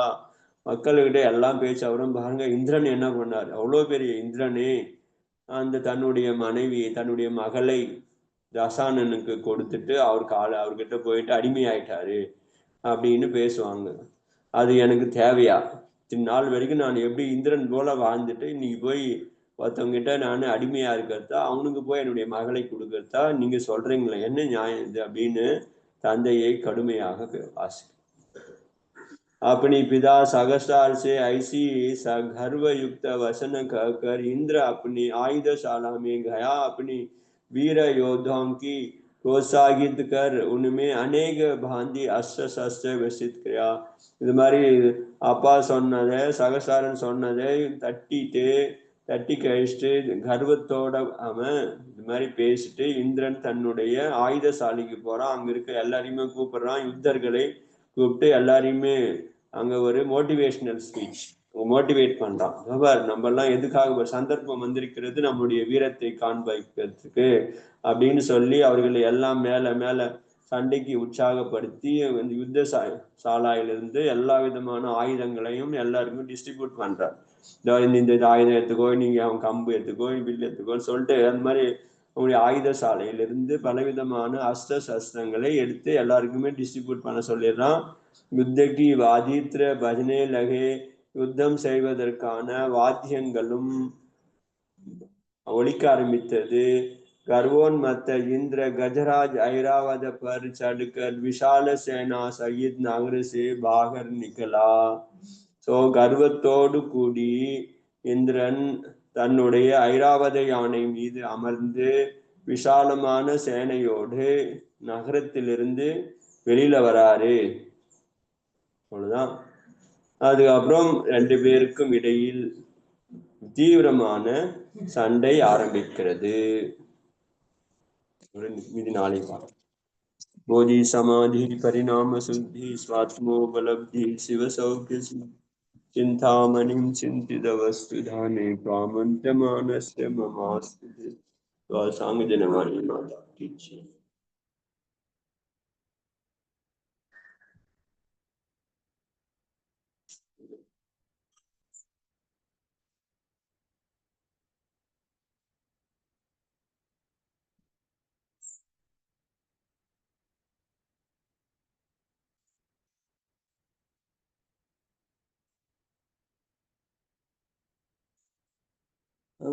நிறுத்திட்டாங்க, சண்டை வெளியில வராங்க, அப்படி நடக்குது நாளைக்கு. நல்லா இருந்தது, புரிஞ்சுது, நல்லா இருந்தது, நல்லா சூப்பரா ஃப்ளோவா சொல்லிட்டீங்க. அதான் மோகம் வந்து எப்படி எப்படிலாம் ஒவ்வொருத்தரை இது பண்ணுது அப்படின்றதுக்கு நல்ல உதாரணம். ராவணன் பாருங்க, அவங்க சொன்னவன இப்படி காதை முடிக்கிறான்றப்ப, ஐயோ இப்படிப்பட்டவன் அவன் ஒரு ஸ்டேஜ்லயே இப்படி ஆனா எப்படின்னு நினைச்சா, எப்படி கருமம் யாருக்கு எப்படி வேணா உதயம் வந்து எப்படி எல்லாம் பண்ண வைக்கும். அவன் பெரிய நீதிமானு நியாயமானு சொல்லிக்கிறாங்க. முதல்ல அவன் நீதிமான் யாருமே கிடையாது, அது ஒரு நீதி தெரிஞ்சவன் அவன் தான். பாருங்க, அதே மாதிரி விரதம் இவங்களெல்லாம் இது பண்ணக்கூடாதுன்றது எப்படி வார்த்தை அது அவனுக்கு வரப்ப அந்த டைம்ல ஏன் அப்படி புத்தி போகுது கருமம். அதே மாதிரி அந்த ராணிக்கும் எல்லா சுகபகம் இருக்கு, எல்லா கருமம் வந்து எப்படி யார் என்னென்ன நேரத்துல கொண்டதா கருமம்னு சொல்லக்கூடாது, நம்ம பண்ணது தானே அதுவும். இப்ப கருமத்தினோட பழியும் உள்ளது. ஏற்கனவே நம்மளுக்கு அந்த மாதிரி ஏதாவது ஒரு பாவம் இருந்திருக்குமா, எதனால அந்த மாதிரி ஒரு எண்ணம் வர்றதுக்கு என்ன கர்மம் இது பண்ணிருப்பாங்க, அதுதான் நான் யோசிச்சுட்டு இருந்தேன். கர்மம் நம்ம சொல்றோம் தவிர அதுவும் நம்ம செஞ்ச செயல் நிக்குது. பூர்வ ஜென்ம ஸ்நேகம் தான் காரணம். பூர்வ ஸ்நேகமா? ஓகே. அந்த ஸ்நேகம் இப்படி இல்லீகலா கூட அனுபவம் பண்ணுன்ற ஒரு எண்ணம் வந்துருது அந்த அந்த மோகம் காரணமா இல்லையா? பழைய மோகம், தீவிரமான மோகம். அது வருது இல்ல, அந்த யசோதர ராஜாவுக்கு கதையில வருது. யசோதர ராஜா கதையில சோ அந்த காவலன் இது இருக்கானு, யானை இந்த காவலன், யானை காவலன் ஒத்துங்கிறானு, அவன் வந்து அந்த ராணிக்கு போன பவத்துல வந்து கணவனா இருந்தாங்க. போன ஏதோ ஒரு பவத்துல கணவனா இருந்தா, இப்ப வந்து அவன் யானை பாகன் ஆயிட்டான். சோ அது வந்து குஷ்ட ரோகம், அது மாதிரி அஷ்ட கோணம் அது மாதிரி இருந்தான். சோ இப்ப வந்து இன்னொரு இதுக்கு வந்து ராணி ஆயிட்டாங்க. சோ ராணி இப்ப வந்து ஆனா அந்த பூர்வ கர்மம் அந்த பார்த்த உடனே அந்த ஸ்நேகம், அப்ப கட்டின கர்மம் உதயத்துக்கு வருது, ஸ்நேகம். சோ அந்த கர்மம் ஸ்நேகம் வந்த உடனே என்ன ஆயிடுது, நான் என்ன இருக்கிறேன் எந்த இருக்கிறேன் அந்த மாதிரி எல்லாத்தையுமே மறந்து. அப்ப தீவிரமா யார் மேல தீவிரமா இருந்ததுன்னா அது வந்து எப்ப வேணா இந்த மாதிரி ஒரு ரூபத்துல கூட நம்மளுக்கு தவறான வழியில போறதுக்கு, அதான் தவறான வழியில போறதுக்கு ஒரு காரணம் வந்து இப்ப எவ்வளவு பாக்குறோம் இல்லையா நாட்டுல, எல்லாத்தையுமே பாக்குற சமயத்துல அது இது ஒரு காரணம். அது அப்ப அவ்வளவு தீவிரமா அந்த மோகம், அது யாரு மேலேயும் ரொம்ப மோகம் வைக்க கூடாதுன்றதுக்கு ஒரு பெரிய உதாரணம் இல்ல. இன்னொரு உதாரணம் இல்ல, அவர் இறந்து போய் ஒருத்தர் வீட்டுக்காரி இறந்து போய் தவளையா பிறந்துடுறாரு. அவரு என்ன பண்றாரு, தவளையை அந்த வீட்டுக்காரியம்மா பார்த்த உடனே அவன் மேல எகிரி குதிக்கிறது. ஸோ என்னடா இந்த தேவலை எகிரி எகிரி குதிக்குதான்னு சொல்லிட்டு அவர் தடுத்து விட்றா. ஆனாலும் பாத்தீங்கன்னா அந்த ஸ்நேகம் வந்துட்டாங்க. அதுக்கப்புறம் இது மாதிரி கேலி இது கணவன் தான் தவளையே ஆயிட்டான்னு தெரிஞ்ச உடனே அதை என்ன பண்ண கூட்டு கொண்டு வந்து வீட்டுல வச்சு அதை ரட்சணை பண்றா. சோ உடனே அது தவளை தானேன்னு தோண மாட்டேங்குது. எங்க வீட்டுக்காரர் அவரு அப்படின்னு நினைச்சு தவளை காப்பாத்துறான். ஸோ அது மாதிரி யாருக்கு எந்த சமையல் நம்மளுக்கு சொந்தம் பந்தம் அப்படின்னும் போது அது ஞாபகம், அது கர்ம உதயம் அது மாதிரி வருது. ஸோ அவங்களோட பிரியமா இருந்தோம்னா ஸோ பார்க்கும்போது அது நிமித்தம் தானா வந்துடுது. அப்படிதான் விரோதமும் ராகமும் அப்படிதான் வருது, துவேஷமும் அப்படிதான் வருது. அதனால ரெண்டுல இருந்து விலகி இருக்கிறதுக்கு தான் முக்கிய முயற்சி. இதுக்குதான் மகாராஜ் இங்க வீத்தராகியா இருக்கிறாங்க. யாரோடையும் ராகமும் பண்ணாம துவேஷம். அப்ப வந்து சந்திச்சா கூட பாத்தீங்கன்னா அவங்களுக்கு வந்து அது மாதிரி ராகம் வராது. இங்க ராகம் இருந்துச்சுன்னா ஸோ எத்தனை பாவமா அவங்க இப்ப பாத்தீங்கன்னா நம்ம ஆளுங்கெல்லாம் இருக்காங்கல்ல, உயர்ந்த ஜாதி இன்னொருத்தங்க அந்த ஆழ்ந்த ஜாதியில போய் கல்யாணம் பண்ணிக்கிறாங்கன்னா என்னன்னா பார்த்த உடனே ஏன் வருது ராகம்னா ஸோ முற்பாகங்கள்ல ரெண்டு பேரும் ஏதோ சம்பந்தம் இருக்குது. பார்த்த உடனே அவ்வளவுதான், நீ எந்த ஜாதி மதம் வேணும் எல்லாத்தையுமே மறந்து போய் அவங்களோட வாழ ஆரம்பிச்சு. ஸோ அப்படிதான் நம்ம இப்ப சாதாரணமா இப்ப பாக்குறப்ப நம்மளுக்கு உரிமையாளர் தானே அப்படின்னு சொல்லிட்டு நம்ம மோகம் பண்றோம். ஆனா அதுவே எப்படி எல்லாம் பின்னாடி நம்மளுக்கு கஷ்டப்படுத்துன்றது கொஞ்சம் ஞாபகம் வச்சுக்கணும். அதுதான் சொல்றேன் இல்லையா? மித்யார்த்த அவஸ்தையிலே அப்படிதான் வரும். ஸோ மித்யார்த்த அவஸ்தை வருது. இவனுக்கும் ராவணனும் பாத்தீங்கன்னா கடைசியில அப்படிதான் ஸ்நேகம், அவளுக்கு மேல சீதைக்கு மேல ஸ்நேகம் தான் காரணம். ஏதோ ஸ்நேகம் இருக்குது முன்பாவத்துல, அவளுக்கு ரெண்டு பேருக்கும் சம்பந்தம் இருக்குது, பல பாவங்கள சம்பந்தம் வருது. அது பின்னாடி அந்த கதை படிக்கும்போது வரும். ஸோ சீதையோட சம்பந்தம் அதிகமா நிறைய பாவங்கள்ல அவளோட சேர்ந்து இருக்கிறாங்க. அதான் என்னவோ ரிலேஷன் இருந்துன்னே இருக்குது. அதனாலதான் சீதையை பார்த்த உடனே அவனுக்கு மோகம் வந்துடுது. ஸோ நீதி நியாயம் எல்லாமே ஓரம் கட்டிட்டு சீதை அடையணும் அப்படின்னு நினைக்கிறான். அந்த மோகம் அந்த இது வரப்ப எல்லாம் மறந்துடுது. அது கடைசி வரைக்கும் இது பாருங்க, அது கடைசி வரைக்கும் சீதைக்கு அவரு மறுபடியும் அவரு தீர்த்தங்கரர் ஆகும்போது கூட ராவணன் சீதை வந்து அவனுக்கு கணதர் ஆகுறாங்க. ஸோ அது கடைசி வரைக்கும் அந்த ரிலேஷன் வந்து அந்த மோட்சம் அடைகிற வரைக்கும் இருக்குது. அதே நல்ல விதமா கொண்டு வந்துக்கிறப்ப நல்லா இருக்கு. இப்ப சொன்ன மாதிரி தீர்த்தங்கரர் கணதரர் அது மாதிரி நல்ல விதமா நம்ம அந்த ரிலேஷன் இருக்கு. சமயதிஷ்ட ஆடுறதுக்கு அப்புறம் இருந்தாதான் அப்படி வரும். ஸோ அவரும் மித்யாதிஷ்டா இருக்கிறாங்க, இன்னமும் மித்யாதிஷ்டா இருந்தாங்கன்னா ஸோ இவங்களும் வந்து அதாவது சீதை இருந்தாங்கன்னா இவங்களுக்கு கதையே வேற மாதிரி போயிட்டு இருக்கும். ஸோ இவங்க வந்து பதிவர்த்தியா இருக்கிறதுனால தர்ஷனம் அங்க மாதிரி சமயக் திஷ்டியா இருந்ததுனால தர்மம் தெரிஞ்சதுனால இவங்க வந்து அதுல இருந்து விலகி நின்னாங்க. இல்லைன்னா சாமானிய ஆள்லாம் பாத்தீங்கன்னா ராஜாவே அப்படி விரும்புறான்னு சொல்லி இப்ப இந்த ராணி எல்லாம் பாருங்க. ஸோ அவங்க கொஞ்சம் மித்யாதிஷ்டா இருக்கிறாங்க, அவங்கள உள்ள விரதம் எல்லாமே அசைமையாகிறாங்க. அதனால என்ன ஆயிடுறாங்க, அப்படி அந்த பக்கம் போயிடுறாங்க. இப்ப ராவணன் வந்து இப்ப ராவணன் எல்லாம் தேன தர்மத்தை தான் இப்ப இப்ப இது வரைக்கும் வந்ததெல்லாம் பாத்தீங்கன்னா அவர் பகவான் தான் பண்றப்ப அப்ப அவர் சமய திருஷ்டி கிடையாது. அப்ப அந்த நேரத்துல பகவான் தர்ஷனம் பண்றாரு, சமய திருஷ்டின்னு சொல்ல முடியாது. அப்ப இந்த நேரத்துல சமயக் திருஷ்டியா இருக்கிறாரா இல்லையான்னு தெரியாது. ஆனா அந்த சமயத்துல சமயக் திருஷ்டி கிடையாது. சமயத்துல சீதையை அபகரணம் பண்ணது அதுக்கப்புறம் பண்றாரு. சமயக் திருஷ்டியா இருந்தானே நரகம் ஏன் போறாரு அவரு? சமயக் திருஷ்டிக்கு நரகம் கிடையாது. சமயக் திருஷ்டி व्यसனங்கள்ல பண்ண மாட்டாங்க, व्यसனத்துக்கு வந்துடுறாரு. ஸோ அப்ப அது இப்ப சமயக் திருஷ்டியா இருக்கிறாரா இல்லையா தெரியாது, ஆனா மித்யாதிஷ்டி ஆயிடுறாரு. ஸோ ஆனா அந்த சமயத்துல மித்யாதிஷ்டி தான் இருக்கிறாரு. சண்டை போடும்போது அதுக்கப்புறம் சீதையை அபகரணம் பண்ணும்போது மித்யாதிஷ்டி ஆகிறாரு. இப்ப சமயதிஷ்டி ஆகிறாரா இல்லையா அப்படின்னு தெரியாது, சமயதிஷ்டா கூட இருக்கலாம். ஸோ சமயதிஷ்டம் விடுபட்டு போயிடலாம். ஸோ ஆனா அது நிதானம் பண்றாரு, மித்யாதிஷ்டி ஆயிடுறாருல்ல. ஸோ அவரு வந்து முனியா இருந்து தவம் பண்றாரு, ஆனா நிதானம் பண்ணி தானே இந்த பதவிக்கு வராங்க. ஸோ நிதானம் பண்ணும்போது மித்யாதிஷ்டி ஆயிடுறாருல. அதனால எப்பயுமே என்ன சமயதிஷ்டானா 24 மணி நேரம் சமயதிஷ்டன்னு என்ன அவசியமே கிடையாது, அதெல்லாம் ஒண்ணும் கிடையாது. அப்படி கர்மம் மாறி போகுது, உதயம் வந்துச்சுன்னா விடுபட்டு போகுது, விடுபட்டு போகுது. ஸோ குறைஞ்ச காலம் அந்த முகூர்த்தம், அதிகபட்ச காலம் 66 கடற்காலம் காலம். ஸோ சமயதிஷ்டி சாயிக சமதிஷ்டி கண்டிப்பா கிடையாது. சாயிக சமதிஷ்டி இருந்தானா இது மாதிரி எல்லாம் பண்ண மாட்டாரு. அதனால அவர் சாயிக சமதிஷ்டி கிடையாது. ஸோ ராமர் தான் சாயிக சமதிஷ்டின்னு சொல்றாங்க. ஆனா இவரு வந்து சாயிக சமதிஷ்டிலாம் கிடையாது. ஸோ ஒண்ணு உபசம சமதிஷ்டியா வந்திருக்கலாம், அதுக்கப்புறம் சயோபசம சமதிஷ்டியா இருந்திருக்கலாம். ஸோ கொஞ்ச காலம் இருந்துட்டு மறுபடியும் விடுபட்டும் போகலாம். ஸோ அதுக்கு காலம் வந்து எவ்வளவு காலம்னா இருக்கு. இப்ப இருக்குது இது மாறின உடனே மாறி போகுது, அவ்வளவுதான். புராணம் எல்லாம் படிக்கிறப்ப கர்மம் எப்படி இருக்குன்றத பத்தி நல்ல ஒரு அனலைஸ் பண்றதுக்கு நல்ல இதுவா இருக்கு. நல்லா இருக்கு. புராணம் வந்து நிறைய அந்த காவியங்கள்ல கர்ம சித்தாந்தம் அப்புறம் இது வந்து நிறைய அதுல தெரிஞ்சுக்கலாம்.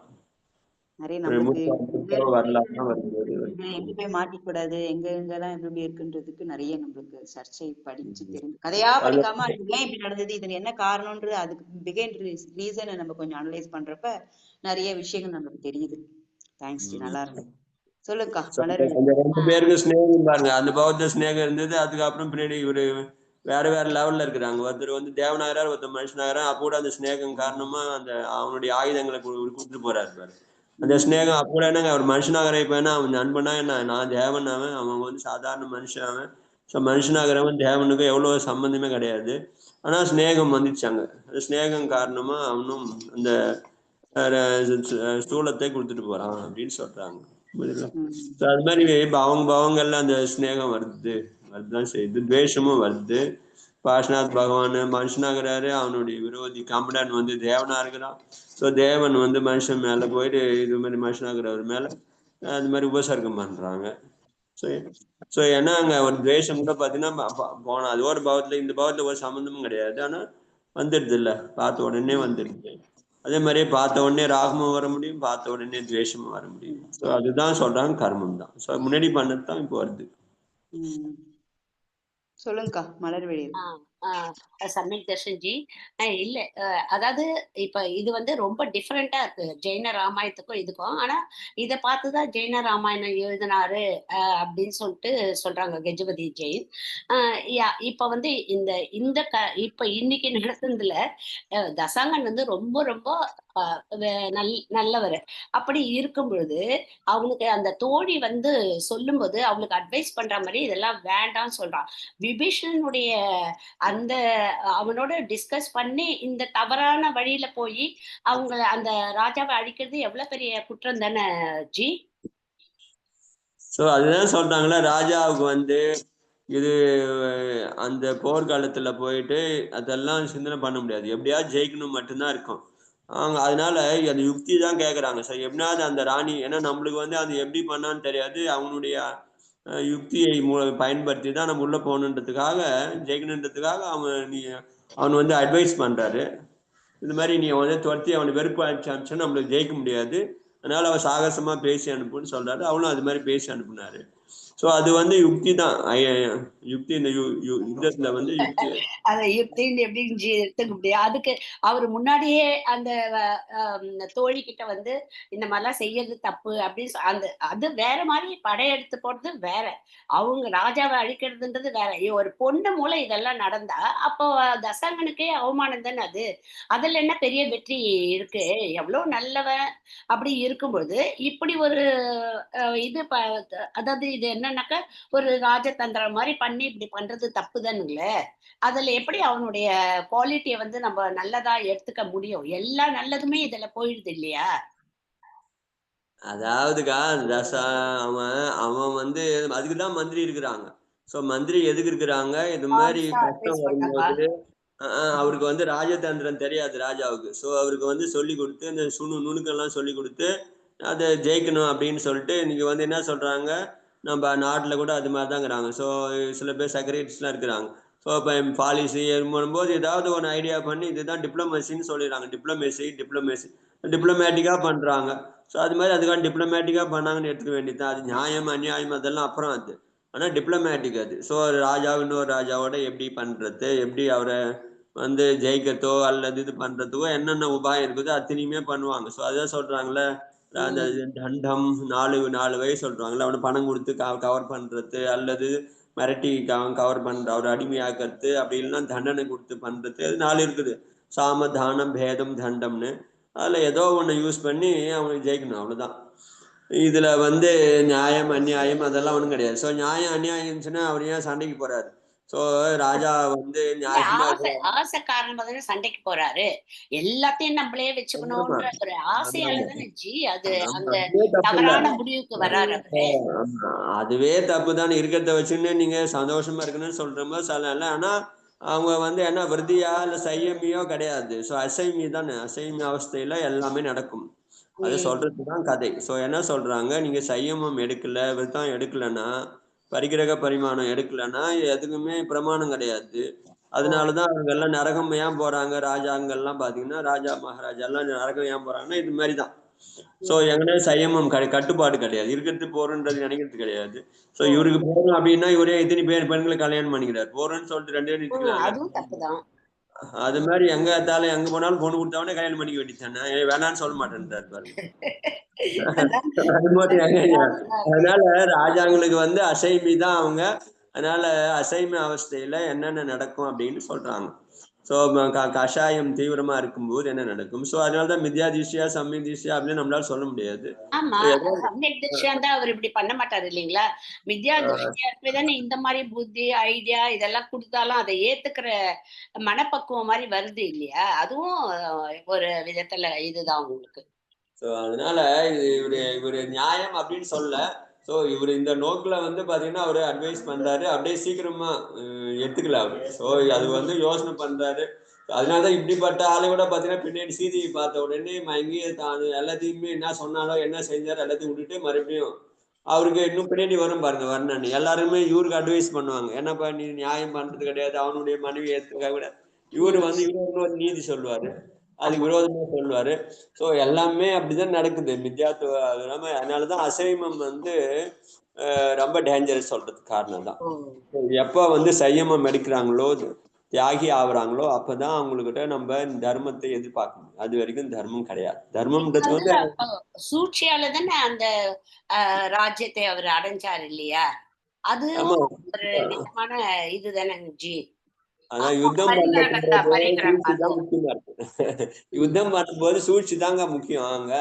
அதனால சண்டை வரும்போது சூழ்ச்சி செய்து தான் பண்ணுவாங்க. அந்த காலத்தும் சரி அந்த காலத்தும் சரி இந்த காலத்தும் சரி சூழ்ச்சி பண்ணி தான் ஜெயிப்பாங்க. அதுக்கு வந்து அவங்க சொல்றது நியாயம் பாத்தீங்கன்னா நாட்டை காப்பாத்துறதுக்கு நான் என்ன வேணாலும் பண்ணுவேன் அப்படின்னு சொல்லுவாங்க. அவங்களும் வந்து நாட்டை கண்ட்ரோல்ல கொண்டு வரதுக்கு என்ன வேணாலும் பண்ணுவேன்னு சொல்லுவாங்க. அது ஆர்டினரி பீப்புள். இவர் வந்து அந்த மாதிரி இல்ல. அது மாதிரி இருக்கிறப்போ இவரும் அதே தப்ப செய்யறாருன்னு தான் என்னுடைய கொஸ்டின். இவரும் சாமானிய பீப்புள் தான். இப்ப எங்க விசேஷமா இன்னும் வரல இல்ல. சோ விசேஷமா எங்க வராரு அவரு, பின்னாடி வராரும் போது விசேஷமா ஆகுறாரு, தீர்த்தங்கர் ஆகும்போது விசேஷமா ஆகுறாரு. அது வரைக்கும் பாத்தீங்கன்னா அவரும் பாத்தீங்கன்னா சாமானிய ஆளுதாங்கிறாரு. எப்ப எது வரைக்கும் தீர்த்தங்கர் ஆன பிரகிருதி கட்டலையோ அதுக்கு முன்னாடி வரைக்கும் பாத்தீங்கன்னா எல்லாருமே சாமானிய ஆள் தான். ரிஷப தீர்த்தங்கரா இருந்தாலும் சரி, அல்லா பகவான் இருந்தாலும் சரி, சமய தர்ஷனம் வந்து அவங்க சாதனை காலத்துக்கு முன்னாடி வரைக்கும் பாத்தீங்கன்னா சாமானிய ஆள் தான். எல்லாருமே பண்ணக்கூடிய தப்பு தான் அவங்களும் பண்ணிட்டு இருப்பாங்க, பண்ணிருந்தாங்க. அதுல ஒண்ணும் வித்தியாசமே கிடையாது. அதனாலதான் புராணங்கள்ல பாத்தீங்கன்னா அவங்களுடைய கடைசி 10 பாவங்கள்ல தான் சொல்லுவாங்க, அதுக்கு முன்னாடி எடுத்த பாவங்கள்லாம் சொல்ல மாட்டாங்க. எங்க என்ன அதெல்லாம் வந்து சாமானியமா இருக்குது, விசேஷம்னு கிடையாது. 14 பாவங்களும் 10 பாவம் எப்போது அவரு திருந்தி தர்மம் பக்கம் வந்து சயமம் எடுக்கிறாரோ அப்பதான் அவருடைய வாழ்க்கையில முக்கியமாகுது. அது வரைக்கும் அவர் வந்து எங்கன்னா சுத்தி கிடக்கட்டும், யாருமே அவரை பத்தி கேர் பண்றதே கிடையாது. அப்ப இப்ப செய்யற இந்த சண்டை இந்த வார் இதெல்லாம் வந்து நிறைய பேர் அழிவாங்க இல்லைங்களா? அப்ப அதுக்குரிய தண்டனை வந்து அவங்களுக்கு கிடைக்கும் இல்லையா? இதுதானே அந்த பாஸ்ட் கர்மான்றதா? ஆமா, இது எல்லாமே இங்க பண்றாங்கல்ல. பண்றது ஹிம்சை பண்றது எல்லாருக்கும் ராஜாவுக்கும் போய் சேருது. அதனாலதான் போறாரு, நரகம் போறாரு. இப்ப 3ஆம் நரகத்தை அனுபவிக்கிறாருல்ல, இத்தனை வருஷம் போய் அங்க அனுபவிக்கிறாருல, அனுபவிச்சுதானே ஆகணும். அது அனுபவிக்கிறாரு. அதான் அது சரி. சரிங்க ஜி. ஆனாலும் கொஞ்சம் எனக்கு நெருடலா தான் இருக்கு இந்த இது. ஏன்னா இவ்வளவு தூரம் அவரு சண்டையெல்லாம் முடிச்ச பிறகு அந்த அம்மாவுக்கு அட்வைஸ் பண்றதை விட ராணிக்கு அதை முதலே பண்ணிட்டு ஒரு மாதிரி இதுவாயிட்டு அதுக்கப்புறம் நேர்மையான முறையில சண்டை போட்டுருந்தா இன்னும் நல்லா இருந்திருக்கும். அவருடைய புகழுக்கும் இதுக்கும் சம்பந்தமே இல்லாம ஒரு சூழ்ச்சி செஞ்சு எல்லாம் பண்ற மாதிரி இருக்கு. நீங்க சொல்லிட்டீங்களே ராஜாக்கள் எல்லாம் சூழ்ச்சி தான் செய்வாங்கன்றீங்க. ஓகே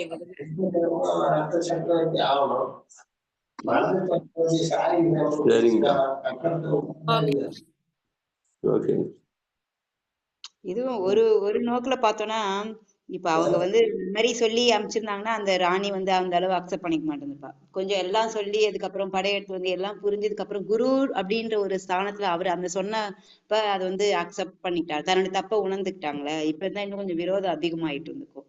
மேபி அது கூட இதுவும் நல்லது. அவங்க தப்பு பண்ண நம்ம தப்பு பண்ணோம் அப்படின்றதே கொஞ்சம் திருத்திக்கிறதுக்கு ஒரு வாய்ப்பு கிடைச்ச மாதிரி ஆயிடுச்சுல்ல. ஃபர்ஸ்டே சொல்லியிருந்தேன்னா கொஞ்சம் இதுவா இருந்திருக்கும். அதே அதுவும் சொல்லிதான் கருப்பா கூட ஆயிட்டு இருக்கலாம், இன்னும் துவேஷம் வந்துட்டு இருக்கும். இன்னும் எப்படியாவது இது பண்ணணும் சொல்லிட்டு இன்னும் அவனுக்கு அகைன்ஸ்டா போயிட்டுக்கும். அகைன்ஸ்டா ராஜாவை துணிவிட்டு ஏதோ அகைன்ஸ்டா வேற எது மாதிரி ஏதாவது ஆயிருக்கும்.